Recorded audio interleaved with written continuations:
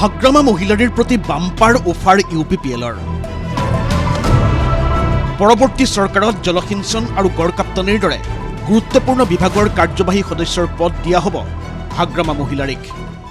হাগ্ৰামাক EM বনাব বিচাৰিছো। ইএমটো কোন ডিপাৰ্টমেণ্ট দিম চাব ইৰিগেশ্যন ডিপাৰ্টমেণ্ট আৰু PWD।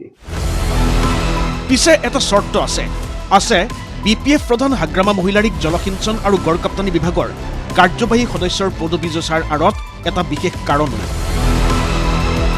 কি সেই চৰ্ত, কি সেই কাৰণ? তিনিবাৰকৈ BTCৰ মুখ্য কাৰ্যবাহী বা CEM ৰূপে কাৰ্যনিৰ্বাহ কৰা হাগ্ৰামা মহিলাৰীয়ে গ্ৰহণ কৰিবনে তেওঁৰ ৰাজনৈতিক প্ৰতিদ্বন্দ্বী UPPL দলে আগবঢ়োৱা এই অফাৰ? এওঁ ৰঞ্জিত বসুমতাৰী, UPPL নেতা তথা বৰ্তমানৰ BTR চৰকাৰৰ EM। পিছে একমাত্ৰ ৰঞ্জিত বসুমতাৰীয়েই নহয়, হাগ্ৰামাক UPPLত যোগ দিয়াৰ অফাৰ আন এজন UPPL নেতা তথা EM ধনঞ্জয় বসুমতাৰীৰো। এক শক্তিশালী আঞ্চলিক দল গঠন কৰাৰ কাৰণে তেখেতে যদি BPF বাদ দি পেলাই আমাৰ UPPL যোগদান কৰে। এইবাৰ আহক চৰ্তৰ প্ৰসংগলৈ, হাগ্ৰামাক UPPLত যোগ দিবলৈ আগবঢ়োৱা অফাৰৰ আঁৰৰ কাৰণৰ প্ৰসংগলৈ। প্ৰথমে ৰঞ্জিত বসুমতাৰীৰ চৰ্ত। হাগ্ৰামাই সুযোগ পালেই এইজন UPPL নেতা তথা EM BTRত বহিৰাগত বুলি সৰব হৈ উঠে। পিছে হাগ্ৰামাক উভতি ধৰি ৰঞ্জিত বসুমতাৰীয়ে অফাৰ দিছে BPF দলৰ হাগ্ৰামাকে ধৰি 10 পৰিষদীয় সদস্যই যোগদান কৰক UPPLত। আগন্তুক নিৰ্বাচনত হাগ্ৰামাক দিয়া হ'ব দেৱৰগাঁও সমষ্টিৰ পৰা UPPLৰ প্ৰাৰ্থিত্ব। যদি হাগ্ৰামাই 10জন BPFৰ প্ৰতি মহাৰথীক লৈ আহে আৰু আমাৰ UPPL দলত যোগদান কৰে, আমি দেৱৰগাঁও সমষ্টিত তেখেতক টিকেট দিবলৈ সাজু। আৰু কেৱল প্ৰাৰ্থিত্ব দিয়াই নহয়, হাগ্ৰামাক নিৰ্বাচনত জয়ী কৰাই আনি গড়কাপ্তানি আৰু জলসিঞ্চন এই দুই গুৰুত্বপূৰ্ণ বিভাগৰ EM পদ দিয়া হ'ব বুলিও প্ৰতিশ্ৰুতি BR ফেৰেংগা ওৰফে ৰঞ্জিত বসুমতাৰীৰ। প্ৰথমে শুনক হাগ্ৰামাক কিয় দিয়া হ'ব জলসিঞ্চন বিভাগ। ইৰিগেশ্যনত কিয় দিম? আমাৰ এই পাহাৰৰ নামনিৰ যিমানখিনি খেতি পথাৰ আছে তাত আমাৰ ইৰিগেশ্যন চিষ্টেমটো সাৱধান কৰি থোৱা হৈছে যোৱা 17 বছৰ। কোটি কোটি টকা আত্মসাৎ কৰি পেলাই যিটো সাৱধান কৰিলে, এই সাৱধান ইৰিগেশ্যনটো আমাৰ UPPL দলত যোগদান কৰি যেন হাগ্ৰামাৰ নিজ হাতেৰে বনাই মেলি শেষ কৰিব পাৰে, সেইটোৰ কাৰণে আমি ইৰিগেশ্যনৰ EM দিম। আৰু এইবাৰ শুনক হাগ্ৰামাক গড়কাপ্তানি বিভাগৰ দায়িত্ব দিবলৈ ওলোৱাৰ আঁৰৰ কাৰণ। PWD এইটোৰ কাৰণে দিম, কোটি কোটি টকা আত্মসাৎ কৰি বহুত বাক্সা জিলাত ছ কালভাৰ আধৰুৱা দলং আধৰুৱা বনাই পেলাই তেওঁলোকে টকাটো আত্মসাৎ কৰিছে। সেই দলংবোৰ ৰাস্তাবোৰ যেন আকৌ কৰিবলৈ সক্ষম হয়, হাগ্ৰামাই নিজে যেন বুকু ফুলাই ক'ব পাৰে, হয় মই প্ৰমোদ বড়ো ডাঙৰীয়াৰ নেতৃত্বত UPPL হৈ পেলাই মই BTRৰ ৰাস্তা শেষ কৰিবলৈ সক্ষম হৈছো।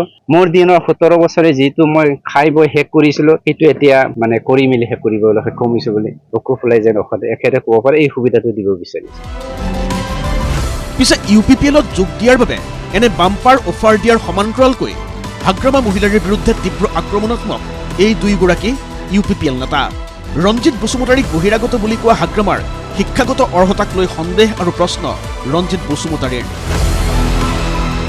একে সময়তে BTRৰ ৰাইজে প্ৰত্যাখ্যান কৰা হাগ্ৰামাই এতিয়া ক্ৰেচাৰ মেচিন আৰু ৰিজৰ্টৰ ব্যৱসায়ত মনোনিৱেশ কৰাৰ বাবে তেওঁৰ প্ৰতি আহ্বান ধনঞ্জয় বসুমতাৰীৰ।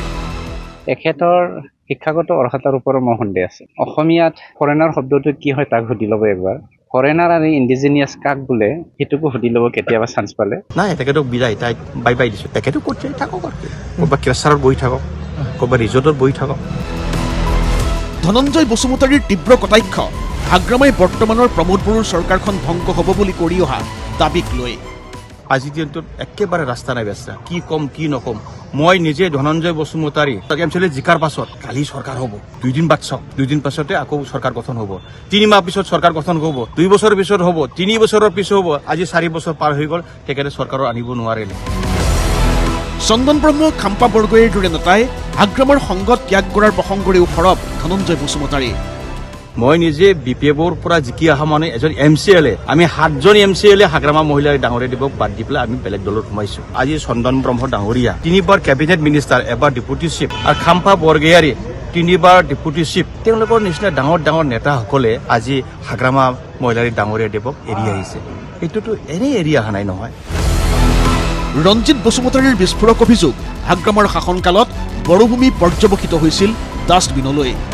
BTC-টো ডাষ্টবিনৰ দৰে 17 বছৰে তেওঁ কৰি আহিলে। মাৰা কাটা, ব্লাড ছেট, জাতি জাতি সংঘাত, বৰ মাজত সংঘাত, উত্তৰৰ মানুহে দক্ষিণে আহিব নোৱাৰে, পূবৰ মানুহে পশ্চিমে যাব নোৱাৰে। আজি এনেকুৱা শান্তি, এনেকুৱা এখন ফুলনি বাৰী আমি কৰিবলৈ সক্ষম হৈছো, যদি অসমীয়া ভাষী মানুহে গন্ধৰাজ হিচাপে ফুলে, বড়ো মানুহে জবা ফুল হিচাপে ফুলে। এতিয়া লক্ষণীয় হ'ব ইমানবোৰ কটু বাক্যবাণৰ উত্তৰ কি পন্থাৰে দিয়ে হাগ্ৰামা মহিলাৰীয়ে। কেনেধৰণৰ হয় UPPLৰ বাম্পাৰ অফাৰৰ প্ৰতি তেওঁৰ সঁহাৰি। তামোলপুৰৰ পৰা প্ৰদীপ দাস আৰু বৰমাৰ পৰা তপন ডেকাৰ ৰিপৰ্ট, ND24।